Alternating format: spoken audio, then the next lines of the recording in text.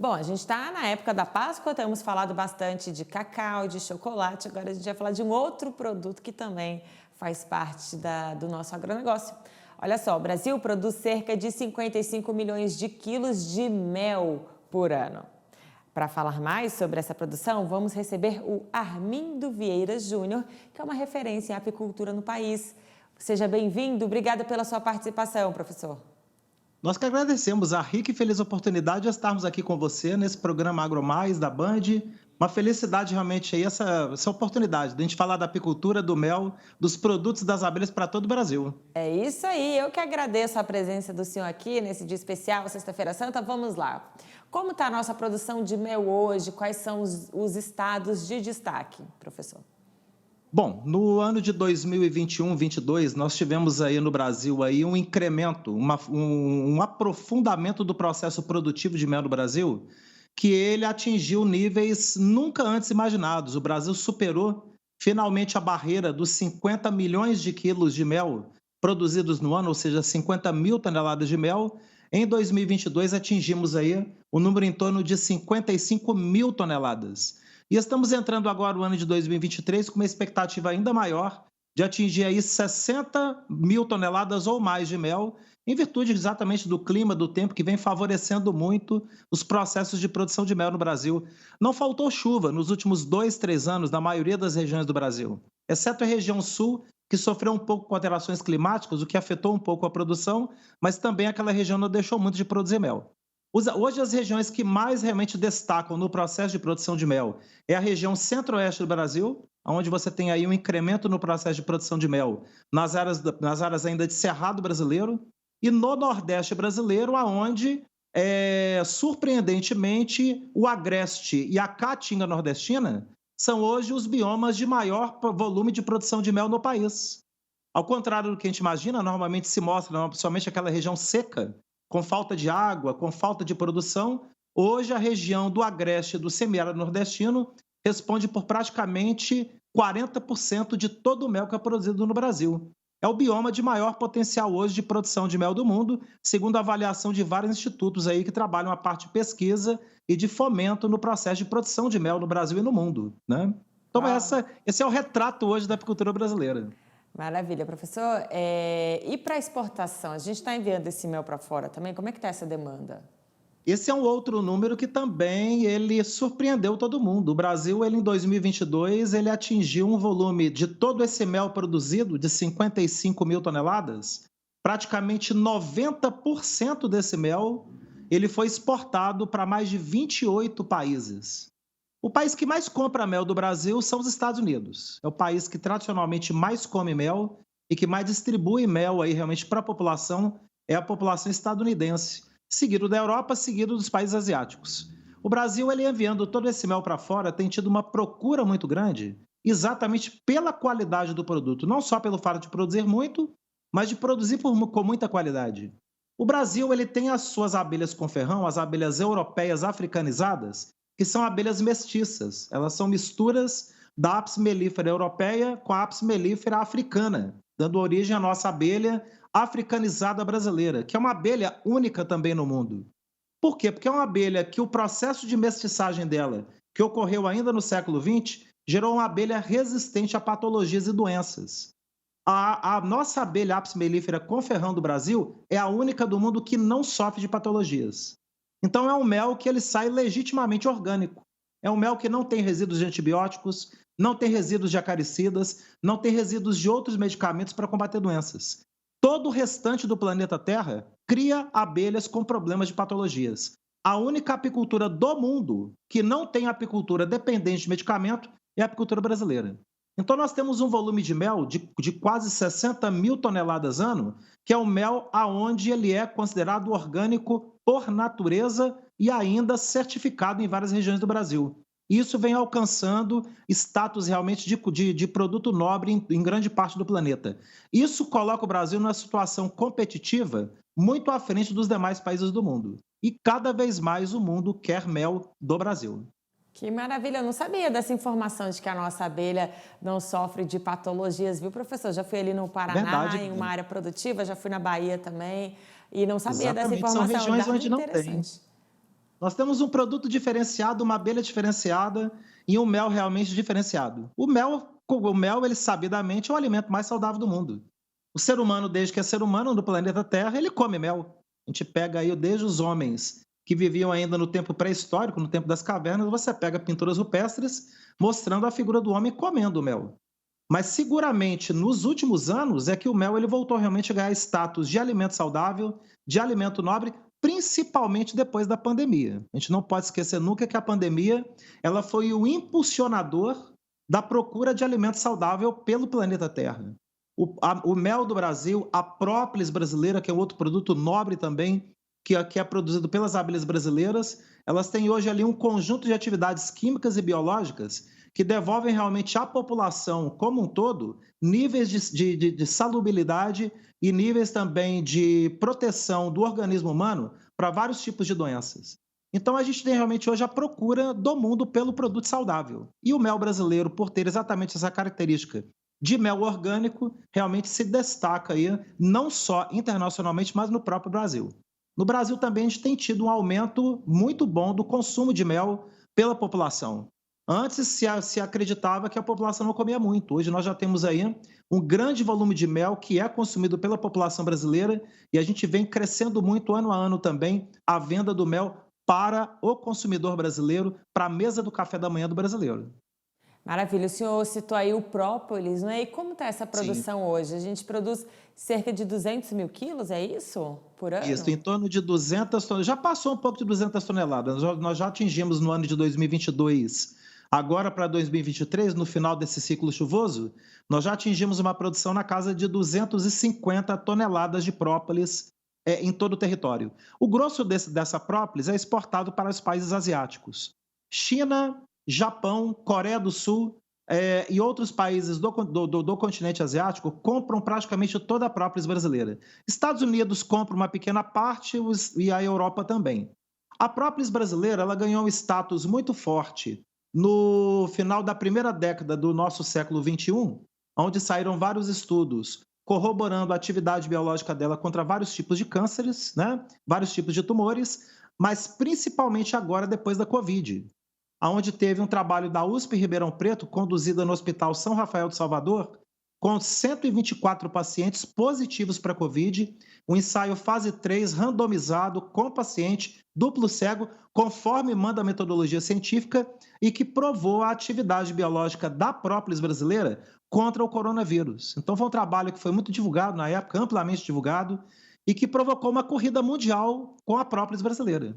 Hoje a própolis brasileira, toda ela é produzida, exportada, é praticamente um produto onde ocorre até a venda antes mesmo da produção dele. Então é feita a venda futura da produção, dada a demanda de vários países do mundo pela própolis brasileira. Nós temos realmente, diante da nossa fauna, da nossa flora, das nossas águas, do nosso clima muito favorável, do nosso ambiente muito favorável à produção de alimentos, a gente vê aí todo o agro brasileiro crescendo muito e com a apicultura não é diferente. A apicultura é a atividade do agro hoje que mais cresce exatamente por essa demanda mundial por alimentos saudáveis. O Brasil é o único país do mundo que ainda tem condições de fazer uma expansão do seu processo produtivo, tanto do mel, da própolis, do pólen, de todos os produtos, para vários países do mundo, praticamente com condições até de quadruplicar sua produção, expandindo aí todo esse atendimento do mercado nacional e internacional. Então isso é muito bom, porque a gente vê realmente uma atividade que depende da natureza equilibrada, depende da árvore de pé e mostra a prova de que o agro é possível você produzir, gerar riqueza, gerar renda, gerar emprego, gerar produção de alimento, mantendo e conservando a natureza. Então a apicultura é a resposta ao agro no sentido da sustentabilidade ambiental como um todo. Ô, professor, como é que está a situação? O senhor falou de potencial de crescimento, a situação desses enxames. Eu já vi algumas pesquisas falando que as abelhas podem entrar em extinção, alguma coisa nesse sentido. Sim. Isso pode acontecer? Qual é a situação hoje dos enxames do Brasil? Menina, sua pergunta é muito boa, porque ela vem de encontro até a nossa condição da nossa abelha europeia africanizada. No final dos anos 90, começou a surgir no hemisfério norte, aonde existe a criação da abelha Apis mellifera europeia, da Apis mellifera pura, a Apis mellifera ligústica em sua grande parte, Ali começaram a acontecer casos no hemisfério norte de reduções significativas da população de abelhas no hemisfério norte. Então, você pega países como Estados Unidos, China, grande parte da Europa, você pega a França, por exemplo, citar a França como exemplo. A França teve, nos últimos 15 anos, uma redução da população de abelhas no território francês de mais de 80% da população de abelhas. Na China, um terço do território chinês, você não encontra mais abelhas. Os processos de polinização de culturas têm que ser feito manualmente pelo produtor rural que tem ali a produção de frutas, de citros, lá em território chinês. E aí a gente volta para o Brasil. O Brasil, em função exatamente dessa nossa abelha, que é uma abelha mestiça, mistura de duas raças, a raça europeia com a raça africana, gerou também uma abelha que tem uma resistividade a essas patologias que vêm acontecendo no hemisfério norte. Não existe uma causa definida, uma causa específica, para determinar essa redução de população de abelhas no hemisfério norte. É um ajuntamento de problemas relacionados à aplicação de defensivos agrícolas de forma irresponsável, correntes eletromagnéticas de celular, muito lixo, águas contaminadas, desmatamento acelerado, incêndios criminosos. O hemisfério norte ele sofre muito com isso, assim como o Brasil sofre também em várias épocas do ano. A diferença do hemisfério norte para o Brasil é que a nossa abelha ela encontra resistividade a isso. Enquanto no hemisfério norte nós tivemos uma redução da população de abelhas, no hemisfério sul, basicamente na América do Sul, nós tivemos um aumento da população de abelhas. Algumas regiões sofrem com problemas relacionados a defensivos agrícolas, mas até recentemente novos estudos da Embrapa vêm apontando a possibilidade de você realizar a criação de abelhas em áreas de lavoura, principalmente áreas de soja, você encontrando processos produtivos, manutenção da população de abelha, incremento no volume de produção até da soja, com a população de abelhas conjunta, sem haver a necessidade de extermínio daquela abelha no ambiente. Então, o que a gente vê na América do Sul é o incremento dessa população de abelhas, frente a um mundo onde vem enfrentando realmente problemas de redução de população. Você comentou sobre extermínio. Nós temos um risco de extermínio? Eu não vou dizer que a gente teria um risco de extermínio. Exterminar uma população que você tem aos milhões de abelhas dentro de uma espécie, eu acho isso pouco provável. Nós temos um risco de uma redução das populações. Esse risco de redução das populações, isso tem como ser combatido através exatamente dessa integração de pecuária e apicultura, de lavoura e apicultura, de pesquisas como da Embrapa no Brasil, que vem provando a viabilidade da apicultura dentro de todas as culturas para a gente manter a população de abelhas. A abelha é vida, isso não há dúvida. A necessidade da abelha na questão da polinização das lavouras, da transferência do gameta masculino de uma flor até a outra para haver a polinização daquela planta. E a gente realmente fazer esse encontro é que vai trazer realmente as condições para que a abelha sobreviva. A gente sabe que a população como um todo, na hora que ela se vê numa situação que ela está ali indo de encontro ao extermínio de uma espécie, ela sempre encontra os meios para poder se adaptar e trazer de volta aquela população de volta. O que eu vejo é o planeta preocupado com isso e trazendo os mecanismos para a gente manter a abelha no ambiente. Certo. Voltando um pouquinho à questão das regiões, o senhor falou ali do semiárido, né, caatinga, que tem crescido. Por quê, professor? O clima, então, é propício para esses enxames? O que ocorre ali nessas áreas de Ali vegetação? naquelas regiões é o bioma mesmo. Quando a gente pega o bioma do agreste, o bioma da caatinga, nós temos naquele ambiente uma média de 4 meses de chuva e 8 meses de seca. Não quer dizer que ao tempo todo, 4 meses de chuva, 8 meses de seca, sempre regulares. Tanto é que no Nordeste, você tem épocas que tem ali 2, 3, 4 anos de secas seguidas, e às vezes você tem ali 4, 5, 6 anos de períodos regulares de chuva. Mas dentro dessa época de 4 meses de chuva, 8 meses de seca, nos 8 meses de seca, seca mesmo. É aquilo que é mostrado mesmo na TV, que seca tudo, a folhagem cai, as flores deixam de brotar, as vegetações, 80% delas morrem. As vegetações no semiárido, no agreste, ela morre. E como que a planta ela encontra o meio para poder se manter no ambiente? A planta do agreste, a planta do semiárido, a forma que ela encontra para se manter no ambiente é gerando o descendente fértil. E para gerar o descendente fértil, uma planta necessita fazer o quê? Necessita florescer. Então, nos 4 meses de chuva, em média, que cai no Nordeste, aqueles 4 meses, aquela vegetação que era seca, que não tinha nada, que parecia que passou ali um tufão e destruiu tudo, em 15 dias de chuva, toda aquela vegetação ela esverdeia, ela solta botões de flores aos milhões e soltam microflores, pequenas flores, num número situado entre 600 flores e 1.500 flores por metro quadrado. É muita flor. A planta ela precisa florescer para quando vier o período da seca, ela já ter gerado o descendente fértil e conseguir se manter no ambiente através do descendente fértil. Então, a forma de adaptação que a planta encontra para gerar a presença dela no ambiente é florescendo. E florescendo, tendo a abelha, ela produz um volume de mel muito acima da média. Quando você pega esse bioma do agreste do semiárido, a gente encontra ali um volume de produção de mel que, comparado, por exemplo, ao cerrado brasileiro, dá 3 vezes mais mel do que o cerrado. Que, comparado às vegetações de Mata Atlântica e de Floresta Amazônica, produz 8 vezes mais mel do que um bioma de Mata Atlântica e de Floresta Amazônica. Quando você compara ao Pantanal Mato-Grossense, produz 4 vezes mais mel do que o mesmo bioma do Pantanal Mato-Grossense.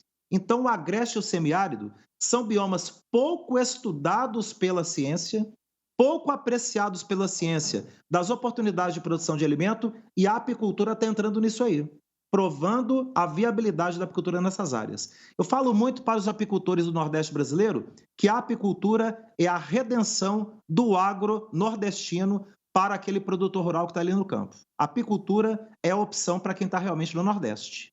Olha aí, opção interessante, né? Realmente eu tive a oportunidade de ir lá. Aqui no Cerrado eu fui uma produção, mas era com abelha sem ferrão. Sem ferrão, qual a exato. diferença dessa produção de mel? Ela produz menos quando é sem Menina, ferrão? sua pergunta é muito boa, porque nós temos as nossas abelhas sem ferrão, que são as abelhas nativas do continente americano. Quando a gente pega, por exemplo, a abelha europeia, o nome já está falando, é uma abelha que vem da Europa.